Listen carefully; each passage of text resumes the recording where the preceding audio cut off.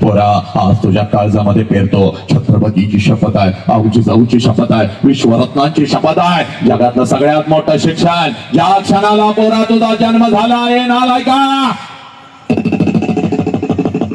ज्या क्षणाला तुझा जन्म झाला त्या क्षणाला या विश्वामध्ये तुझ्या दोन्ही गालांना जर पहिला स्पर्श कोणी केला असेल आणि तुझ्या दोन्ही गालांचा जर पहिला मुख कोणी घेतला असेल तर त्या माऊलीचं नाव आई आहे पोरा, त्या माऊलीचं नाव आई आहे.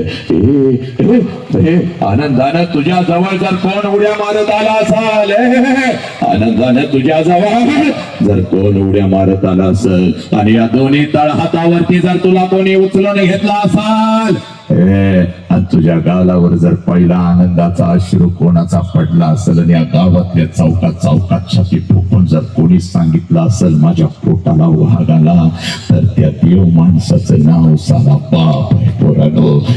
बापा मला कळाला का हातामध्ये मोबाईल घेऊन 4-4 तास नालायकाला गावाच्या चौकामध्ये तुम्ही बसला, नको त्या लोकांना लाईक करू लागला, नको त्यांना तुम्ही मोठं करू लागला, पण घरातला आई बाप मात्र तुम्ही पायाखाली घेऊ लागला. म्हणून आज तुझ्या समोर उभा आहे पोरी, जास्त वेळ घेणार नाही बघ, घड्याळची फक्त 20 मिनिटं, पण आज माझ्या आयुष्य जाऊनचा आदेश आहे. हे पोरी तुला ओळख दिली होती बघ तुझ्या आई बापानं, ही ओळख तू विसरलीस बा, ही ओळख तू विसरलीस बा, ही ओळख तू विसरलीस, बस हलू नका, ही ओळख तू विसरलीस बा. म्हणून आज तुझ्या समोर उभा आहे बघ पोरी, माझ्या छत्रपतीने दिलेली ओळख तू विसरलीस बा, माझ्या आई बापाने दिलेली ओळख विसरलीस बा. म्हणून एखादा हरामखोर कुत्रा तुझ्या आयुष्यामध्ये येऊ लागला पोरी, तुला खोट्या प्रेमाच्या जाळ्यामध्ये फसवू लागला, तुझ्या आई बाबाच्या तोंडावर तुला थुंकायला सांगू लागला, तुला पोलीस स्टेशनला उभा करू लागला.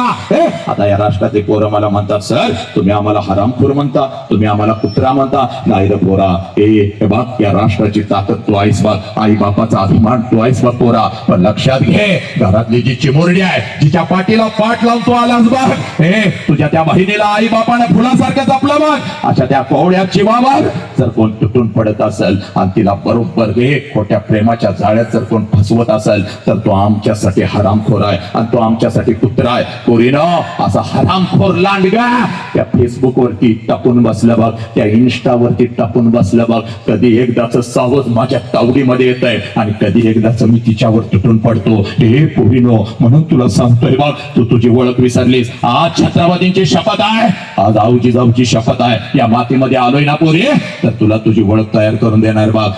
पुण्याच्या रस्त्यावरून एक माता हातामध्ये पिशवी घेऊन चालत होती बघ, पुण्याच्या रस्त्यावरून एक माता हातामध्ये पिशवी घेऊन चालत होती बघ, पिशवीमध्ये एक लुगडा होता, अंगावरती एक लुगडा होता, एवढीच तिची संपत्ती होती बघ. पुण्याच्या रस्त्यावरून ती माता चालत होती, समाधीच्या अंगावरती शेण फेकत होता, समाधीच्या अंगावरती चिखल फेकत होता, दगडांचा मारा करत होता, सगळं काही ती माऊली सहन करत होती.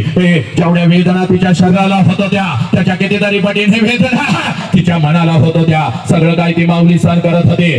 एका पडक्या वाड्यामध्ये जात होते, अंगावरचा शेणाने आणि चिखलाने मागलेलं लुगडं दूर करत होते, पिशवीतले लुगडं अंगावरती चढवत होती आणि समोर बसलेल्या त्या 8-10 लेकींना ती माझी सावित्री आई शिकवत होती. म्हणून या देशामध्ये लाखो सावित्री आई तयार झाल्या, पुरुषाच्या खांद्याला खांदा लावून लढू लागल्या. हे पोरे ती सावित्री आई म्हणजे तू आहेस बघ पोरी, तू एवढी स्वस्त नाहीस ग, कुठल्या तर हरामखोर कुत्र्यानं यावं, कुठल्या तर हरामखोर कुत्र्यानं यावं, तुला खोट्या प्रेमाच्या जाळ्यामध्ये फसवावं, तुझ्या आई बापाच्या तोंडावर तुला थुंकायला लावावं, तुझ्या आई बापाला पोलीस स्टेशनला उभं करावं, तुझ्या शरीराचा उपभोग घ्यावा आणि त्या नालायक हरामखोराच्या वासना शांत झाल्यानंतर पोरी तुझ्या शरीराचं तुकडं तुकडं करावं, कुत्र्या मांजराला खायला घालावं. हे पोरी तुला मिक्सर मध्ये घालून बारीक करावं. एवढी स्वस्त नाहीस पोरी तू, छत्रपती शिवाजी राजांना जन्म देणारी ती आऊची जाऊ म्हणजे तू आहेस पोरी. ही तुझी खरी ओळख आहे. आलाच असा कुठला कुत्रा आणि लांडगा तर त्याच्या नरड्यावर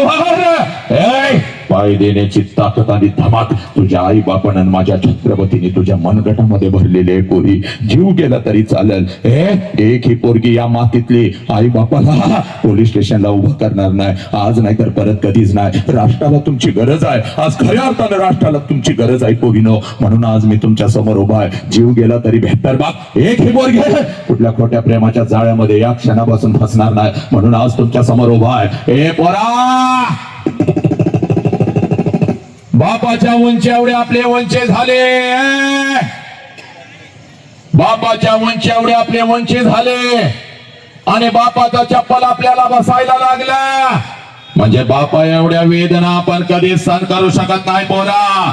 बाप म्हणतो पोरग माझ्या खांद्याला खांदा लावत, बाप म्हणतो पोरग माझ्या उंची एवढं झालं, माझ्या पोटाला वाघ आला म्हणून जो बाप आहे लहानपणापासून तुझ्या अगदी तुझ्या तारुण्यापर्यंत गावाला ओरडून सांगत होता, तेच पोरग ज्या वेळेला व्यसनाच्या विळख्यात अडकत, तेच पोरग सोशल मीडियावरती 8-8 तास काम धंदा सोडून फक्त हातात मोबाईल घेऊन बसत. त्या पोरानं हे जाणून घ्यायचंय, बापानं जगायचं कसं रे पोरानो. कोणीतरी येतो तुला म्हणतो विमल खा, कोणीतरी येतो तुला म्हणतो गुटखा खा, कोणीतरी येतो म्हणतो चलो गोवा चलो चलो, जिंदगी जीनी है, आयुष्य जगायचं आहे, चला चला. तुमच्या हातामध्ये दारूचा ग्लास येतो पोरानो, त्या बापानं कसं जगायचं सांग मला. म्हणून आज तुझ्या समोर उभा आहे बघ मी पोरा, इकडं बाप, ज्याला बाप कळाला या राष्ट्राचा इतिहास एका मिनिटामध्ये तुझ्या काळजामध्ये फिरतो बाग. ज्याला बाप कळाला त्यानं मृत्यूच्या दारामध्ये शट्टू ठोकला. ही माती माझ्या संभाजी राजांची पोरानो, ही माती माझ्या संभाजी राजांची. वैवर्ष 32 आहे बघ माझ्या संभाजी राजांचा, वैवर्ष 32 आहे माझ्या संभाजी राजांचा. संभाजी राजांना काही झालेले आहे, 39 दिवस संभाजी राजांच्या शरीराचा हाल झालेला आहे, 39 दिवस संभाजी राजांच्या शरीराचा हाल झालेला आहे. असंख्य जखमा संभाजी राजांच्या शरीरावरती आहे, प्रत्येक जखमेतून काळं रक्त टाप टाप टाप टाप खाली गळत आहे. मृत्यूच्या दारामध्ये माझा राजा उभा आहे, आमोशेची ती रात्र थर थर थर थर कापत आहे. मृत्यूला सुद्धा घाम सुटलेला आहे, अकराळ विक्राळ मृत्यू त्याला सुद्धा घाम सुटलेला आहे. पण माझ्या राजाच्या चेहऱ्यावरचं तेज मात्र कमी झालं नव्हतं. सूर्यासारखं तेज आणि चंद्रासारखी शांतता माझ्या राजाच्या चेहऱ्यावरती होती. आणि त्या मृत्यूच्या दारामध्ये औरंगजेब संभाजी राजाने म्हणतो, संभा हम तुम्हारी जान बख्श देंगे संभा, इसी वक्त हम तुम्हारी जान बख्श देंगे. हमें चाहिए सिर्फ तेरे पिता का स्वराज्य, वो हमारे चरणों में रख, हम तुम्हारी जान बख्श देंगे. त्यावेळेला मृत्यूच्या दारात माझा राजा औरंगजेबास उत्तर देतो, या शरीराचे तुकडे तुकडे केलेस तरी चालतील, हा शिवपुत्र तुझ्या समोर कदापि झुकणार नाही. कारण मला माझा बाप कळालेला आहे, मला माझा स्वराज्य कळालेला आहे. हे पोरांनो, घरातला बाप तुम्हाला कळाला का? विमलाने गुटखा खा म्हणणारे, विमलाने गुटखा खा म्हणणारे तुमचे आदर्श झाले. हातामध्ये दगड घ्यायचा पडद्यावरती आणि डोकं फोडून खून करायचा, हे तुमचे आदर्श झाले. त्यांना तुम्ही करोडो रुपये कमवून देऊ लागला आणि घरातला बाप मात्र तुम्हाला दुश्मन वाटू लागला. आणि हे बाप मी समजावून सांगत असताना मला सुद्धा तुम्ही ट्रोल करू लागला. पोरा, आई छत्रपतींचा आदेश आहे पोरा, एकही पोरग व्यसन करणार नाही माझ्या लेकरांनो. म्हणून आज तुझ्या समोर उभा आहे, म्हणून आज तुझ्या समोर उभा आहे. हे बाप, आईला पहिला प्रश्न विचारला ना,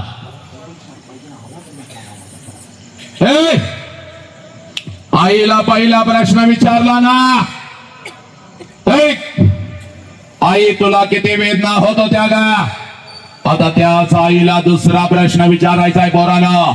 घड्याळाची फक्त only 20 minutes I am going to talk with you and this is not a lecture. This is not a lecture, this is the transformation and I am talking with your heart and your brain. Today you have to change my dear. आईला आता दुसरा प्रश्न विचारायचा आहे बघ. घड्याळाची फक्त 20 मिनिटं. ऐकायला नालायकानो, दुखला गुडगा दुखू दे, कारण तुझ्या आई बापानं गुडघ्याच्या वाट्यात तुझ्यासाठी बदलले. किडन्या विकल्या नालायकानो, किडन्या विकल्या आपल्या लेकरांच्यासाठी. आज त्या आई बापासाठी 1 तास उभं राहायचं पोरा. आई बाप ऐकायचा आणि मग ठरवायचं. लक्षात घे, आईला आता दुसरा प्रश्न विचारायचा आहे, कारण या प्रश्नाच्या तळाला लपलेला आहे तुझा बाप, या प्रश्नाच्या तळाला लपलेला आहे तुझ्या आयुष्याचं उत्तर. आज लक्षात घे, पळत पळत घरी जायचा बघ, त्या आईच्या नजरेमध्ये नजर घालायची. त्या आईला आता दुसरा प्रश्न विचारायचा, कारण 25 वर्षापूर्वी तिच्या मस्तकी अक्षदा पडल्या बघ. तुझ्या आईचं लग्न तुझ्या बापा बरोबर झालं बघ. आणि ज्या क्षणाला तुझ्या आईचं लग्न तुझ्या बापा बरोबर झालं, त्या क्षणाला कशाचाही विचार न करता एका क्षणात तिनं तिच्या आईला सोडून दिलं एका क्षणात, तिनं तिच्या बापाला सोडून दिलं एका क्षणात, तिनं सगळं घरदार सोडून दिलं आणि कशाचाही विचार न करता ती माऊली तिच्या सासरी आली. आणि सासरी आल्यानंतर एखादंच वर्ष तिनं स्वतःच्या सुखासाठी काढलं. आणि पोरानं ज्या क्षणाला तुमचा जन्म झाला त्या माऊलीनं स्वतःच्या सुखाला आग लावली. आणि ती माऊली फक्त आणि फक्त आपल्या लेकरांच्या सुखासाठी जगू लागली. फक्त आणि फक्त आपल्या लेकरांच्या सुखासाठी जगू लागली. त्या माऊलीचं नाव झालं आई. हे पोरानं आज पळत पळत घरी जायचं बघ, त्या आईच्या नजरेमध्ये नजर घालायची बघ. आणि त्या आईला आता दुसरा प्रश्न विचारायचा आई 25 वर्षापूर्वी आई महिन्यातून 4 वेळेला तू तुझ्या माहेरी जात होतीस आई का? 25 वर्षापूर्वी आई महिन्यातून 4 वेळेला तू तुझ्या माहेरी जात होतीस. तुझ्या आईला भेटायला, तुझ्या वडिलांना भेटायला, तुझ्या भावाला भेटायला. या आई माझा बाई 1 वर्षाचा होता बघ, मला सुद्धा अंगा खांद्यावरती खेळवत मला सुद्धा घेऊन जात होतीस माझ्या आजोळी, माझ्या आजीला, माझ्या आजोबांना, माझ्या मामाला भेटवण्यासाठी. पण आई आता 25 वर्ष उलटून गेले आणि तू आता वर्षातून एकदा सुद्धा तुझ्या माहेरी जात नाहीस ग.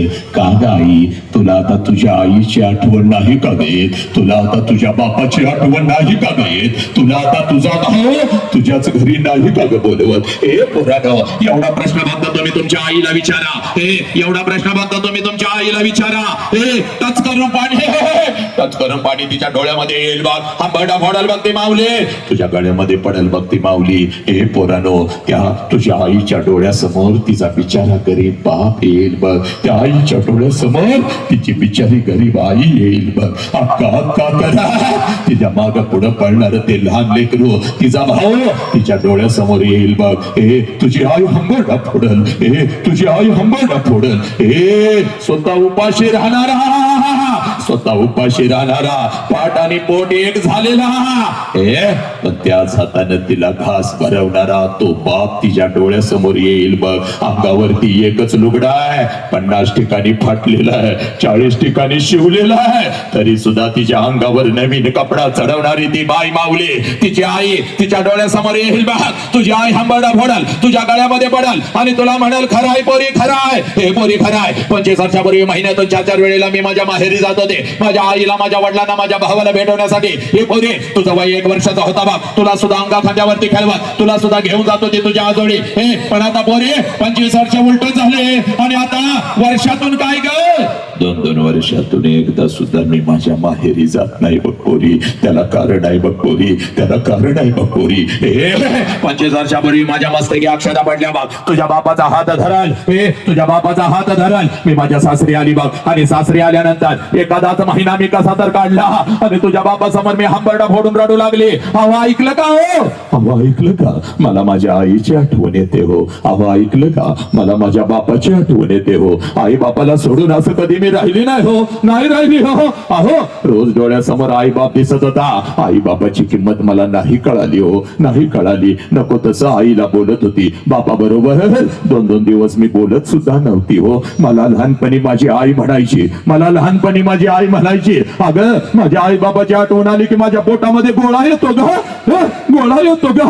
मी माझ्या आईला हसायची, आई तुझ्या पोटात गोळा कसं काय येतो? आता मला कळालं हो, आता मला कळालं, खरंच कळालं, आता मला कळालं हो, आता मला कळालं. डोळ्यासमोर आई बाप दिसत नाही, माझ्या पोटामध्ये गोळा येतो, खरंच माझ्या पोटामध्ये गोळा येतो. अहो अहो जाऊ का हो, जाऊ का? एकदा आईला भेटून येऊ का हो? सगळं आयुष्य तर मला आता तुमच्या सोबतच काढायचंय, पण एकदा बापाच्या गळ्यात पडून येऊ का हो? माझ्या डोळ्यातले अश्रू आणि माझा हंबरडा पाहून तुझा बाप खिशामध्ये हात घालत होता, एसटी पुरता पैसा माझ्या हातावर ठेवत होता. हे पोरी एसटी पुरता पैसाच बर का ग? कारण तुझ्या बापाचा हाताचा हा वांगला ही गाडी बघू नका. त्यावेळेला एका जुन्या पडक्या वाड्यामध्ये आम्ही राहत होतो बघ.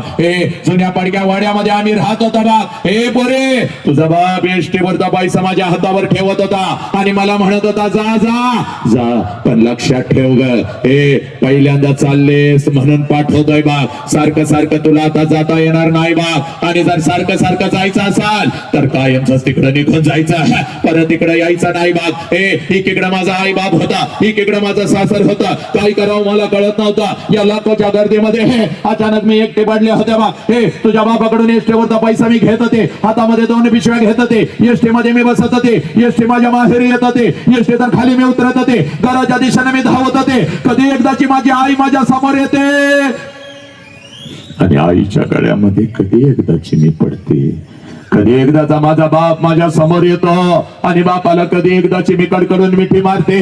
हे बोरे तुझ्या बापाकडून एसटी वरचा पैसा मी घेत होते बाप, हातामध्ये 2 पिशव्या घेत होते, एसटी मध्ये मी बसत होते, एसटी माझ्या माहेरी येत होते, एसटीतून खाली मी उतरत होते, घराच्या दिशेने मी धावत होते. माझ्या नजरेच्या डब्यामध्ये माझं घर यायचं बोरे. घराच्या अगोदर घराच्या समोरचा त्या अंगण मला दिसायचा आणि सगळ्यात अगोदर त्या अंगणामध्ये मला माझ्या बापाचं चप्पल दिसायचं पोरी. त्या अंगणामध्ये सगळ्यात अगोदर मला माझ्या बापाचं चप्पल दिसायचं आणि अंगणामध्ये बापाचं चप्पल दिसलं रे दिसला. अंगणामध्ये बापाचं चप्पल दिसलं रे दिसलं की लांबूनच मला कळायचं माझा बाप घरामध्ये आहे, माझा आबा घरामध्ये आहे. कारण पोरे माझ्या लेकरा माझं बालपण अगदी तसंच गेलं होतं बघ, माझं बालपण अगदी तसंच गेलं होतं. तिने सांजला जेव्हा शाळेतून मी घरी येत होती, तिने सांजला जेव्हा शाळेतून मी घरी येत होती, अंगणामध्ये बापाचं चप्पल मी बघत होते, अंगणातूनच मी घरामध्ये शिरत होते. आबा आबा आबा उद्या तुम्हाला शाळेत बोलवलंय आबा. आबा आबा उद्या मला हे पाहिजे, आबा आबा उद्या मला ते पाहिजे. माझा बाप मला जवळ घ्यायचा, माझा बाप मला जवळ घ्यायचा, माझ्या गालावरून हात फिरवायचा आणि माझा बाप मला म्हणायचा कार्टे मेलोय का काय ग मी अजून येतो की उद्या तुझ्या शाळेत, घेतो तुला काय हवं ते. हे माझ्या लेकरा सकाळी शाळेला गेलंयस की रे, जाताना एवढा डबा घेऊन जातयस. माझ्या लेकराला भूक लागली असेल, अगोदर काहीतरी खाऊन तरी घे. माझा उपाशी बा, माझा उपाशी बा, माझा नुकताच शेतातून आलेला बा, पाठ आणि पोट एक झालेला माझा उपाशी बा माझ्या गालावरून हात फिरवायचा आणि मला घास भरवत मला म्हणायचा पोरी जोपर्यंत मी जिवंत आहे तोपर्यंत शिकून घे पोरी, तोपर्यंत शिकून घे. जोपर्यंत मी जिवंत आहे तोपर्यंत शिकून घे. एकदा का बापाचा हात या डोक्यावरून उठला सगळं जग आपल्याला परक आणि पोरक असतं बघ पोरी. सगळं जग आपल्याला परक आणि पोरक असतं. कोणी कोणाचं नसतं माझ्या लेकरा, कोणी कोणाचं नसतं. या लाखोच्या गर्दीमध्ये सगळी नाती आपल्या सोबत असतात बघ, पण हक्काचा खांदा निघून जातो. ज्या खांद्यावरती आपलं डोकं टेकवावं, ज्या खांद्यावरती आपलं डोकं टेकवावं आणि भडा भडा भडा भडा भडा भडा आपल्या वेदना आपल्या बापाला सांगाव्या, तो बापाचा खांदा निघून जातो पुरी. तो हक्काचा पदर निघून जातो बा. कितीही मोठं झालं, किती मोठं झालं तरी त्या पदराच्या आड लपावं. कितीही मोठं झालं तरी त्या पदराच्या आड लपावं, त्या पदराच्या आड लपावं, त्या पदराच्या आड लपावं आणि आपल्या वेदना भडा भडा आईला सांगत तिला मिठी मारून रडावं. तो आईचा पदर निघून जातो बरे.